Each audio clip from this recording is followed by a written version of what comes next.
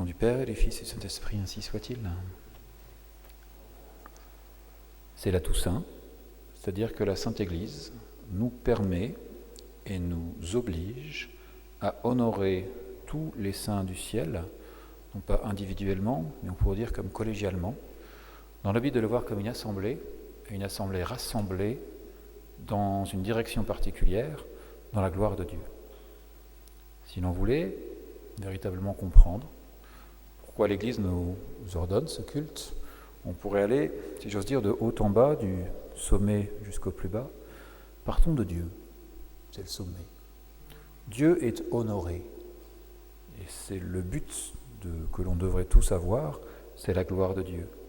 Et une fête comme celle-là est là pour nous montrer qu'effectivement, derrière ce monde qui est réel, mais qui est passager, transitoire pour chacun d'entre nous, il y a ce monde bien plus grand du monde de la grâce, où Dieu est présent et où Dieu est honoré par une multitude, une assemblée de saints, c'est-à-dire de personnes qu'il a lui-même créées, à qui il a lui-même donné des grâces, c'est-à-dire des possibilités de profiter de sa vie divine, qui en ont profité et qui maintenant l'utilisent activement pour leur bonheur, certes, mais d'abord pour la gloire de Dieu.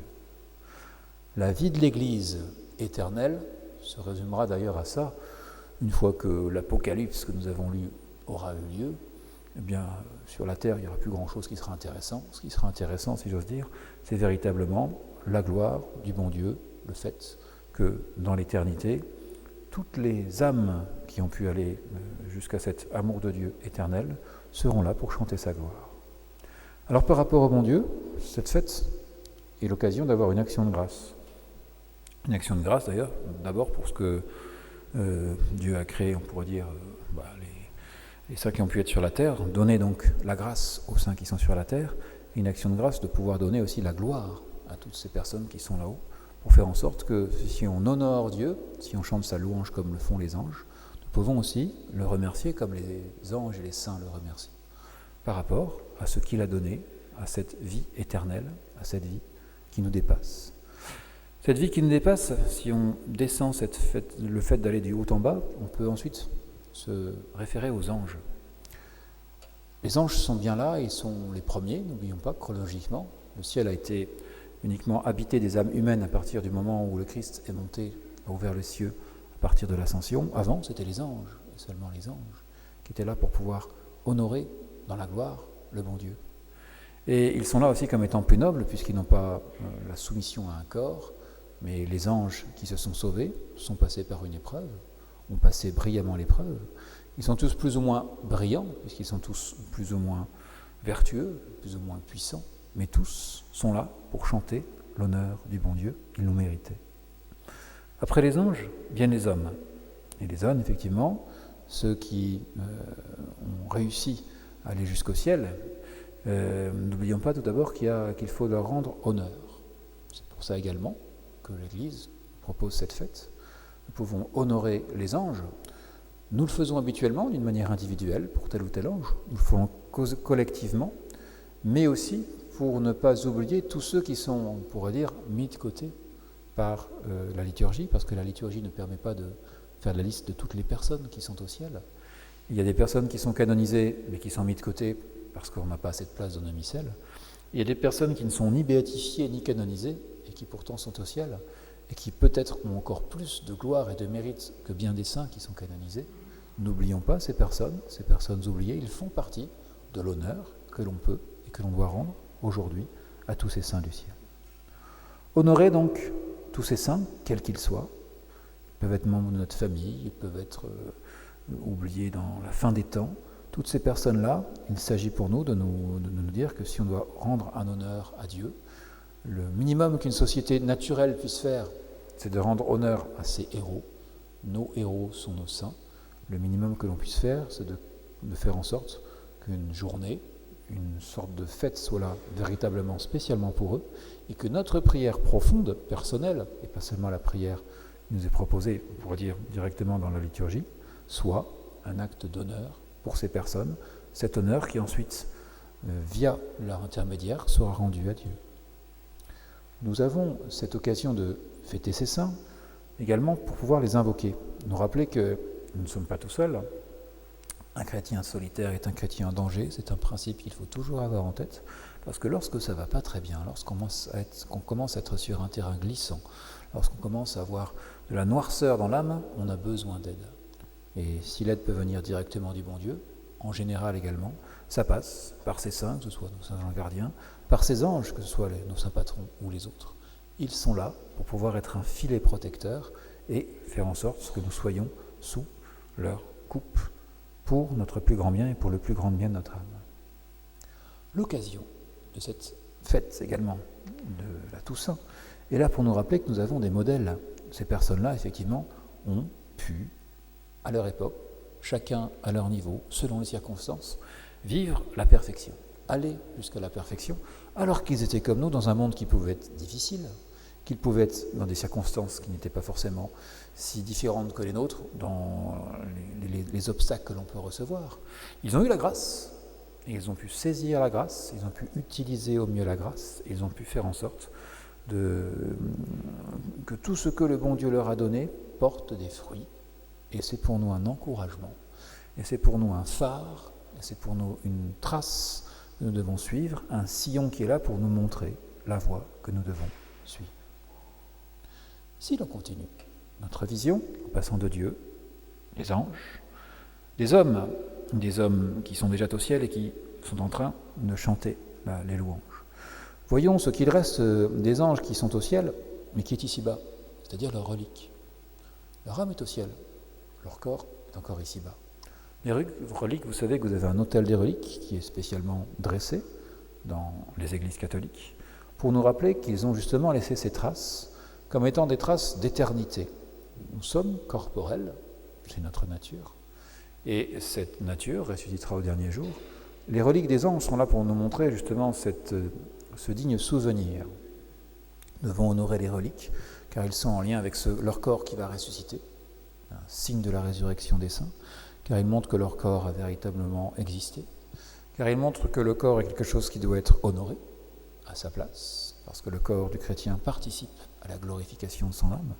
Tout ceci est là pour nous rappeler que dans l'ordre de la création, que ce soit dans l'ordre des âmes, mais également dans l'ordre corporel directement, nous participons à cette union de toute l'Église, de tous les saints, de toutes les âmes, pour pouvoir être tournés vers la gloire du bon Dieu. Et qu'est-ce qui reste en bas de l'échelle ? Qu'est-ce qui reste en dessous des reliques, après les anges, après les hommes, après tout ceci ?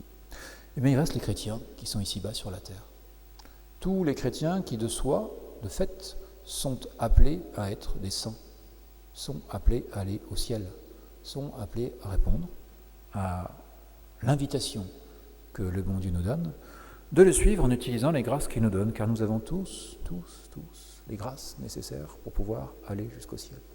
C'est une certitude, c'est un principe, ça émane de la bonté divine, parce que Dieu déborde de toutes ses grâces, de toute sa bonté, et qu'elles sont à notre disposition. Nous sommes des récepteurs face à cet émetteur de grâce qu'est le bon Dieu.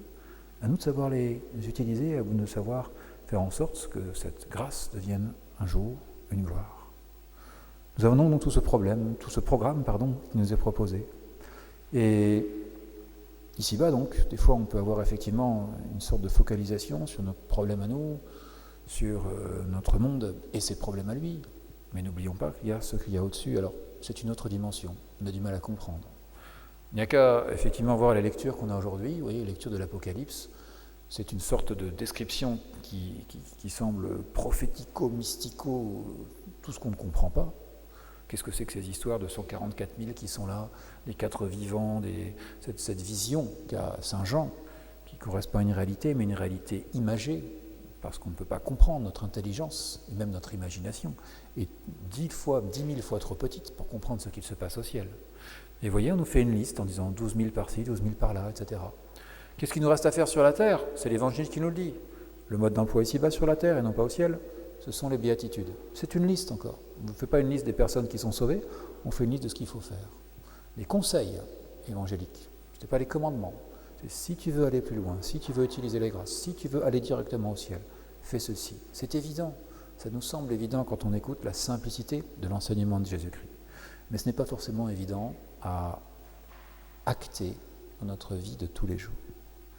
Alors effectivement, quelque chose nous dépasse. C'est qu'est-ce qu'on fera au ciel? De quelle manière on le comprendra? De quelle manière on y trouvera une satisfaction, une joie profonde, une paix particulière, une paix éternelle? Nous ne pouvons pas tout comprendre, mais nous devons sans cesse avoir ce désir du ciel. Et les saints que nous invoquons doivent faire en sorte que ce grand désir soit une réalité. Alors profitons bien, dans une journée comme aujourd'hui, d'avoir ce contact avec les saints. Avec ces journées sont particulières, puisqu'aujourd'hui on fête l'Église triomphante, l'Église dans la gloire, et que dès demain, on a ce lien avec l'Église souffrante, celle qui n'est pas encore dans la gloire, mais qui le sera bientôt. Toutes nos âmes du purgatoire, qui ont déjà leur salut assuré, contrairement à nous. Ils sont déjà franchis la porte de la mort, et ils ont déjà franchi la première étape, qui est d'être amis de Dieu, ne pas s'être opposé à Dieu par un péché mortel jusqu'au bout. Si on a eu un péché mortel, on l'a regretté, on a demandé pardon. Jésus-Christ a pardonné. Mais il y a toujours ces petites peines temporelles, petites ou grandes selon les cas, qui sont là pour rappeler que rien d'impur ne peut paraître dans la gloire du bon Dieu. Alors sachons avoir ce lien avec nos saints, que ce soit les saints du ciel qui ont vécu sur la terre, que ce soit les saints anges, que ce soit tous les types de saints. Si vous prenez les litanies de saints, je vous invite à les consulter, cette litanie, à les regarder, pourquoi pas à la réciter. Ils sont tous dans l'ordre que nous donne l'Église. On a les patriarches, les apôtres, les anges en premier, tous les fondateurs d'ordre, tous sont là comme ayant un ordre. Ils sont comme non pas une brique dans un mur, mais comme étant tous un élément de cet organisme vivant qu'est l'Église et qui est l'extension de notre Seigneur Jésus-Christ, donc de la vie divine. Ne passons pas à côté de l'essentiel. Les saints sont là pour nous le rappeler. Le temps passe vite, et la grâce passe avec le temps.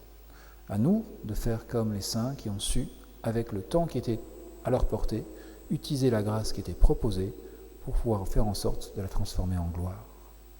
Pour la gloire du bon Dieu, pour l'honneur du bon Dieu, pour l'honneur de tous les saints, suivons donc leurs traces, suivons leurs conseils, suivons leurs invitations, suivons leurs propositions et utilisons bien la grâce que tous les saints du paradis nous proposent. Au nom du Père et du Fils et du Saint-Esprit, ainsi soit-il.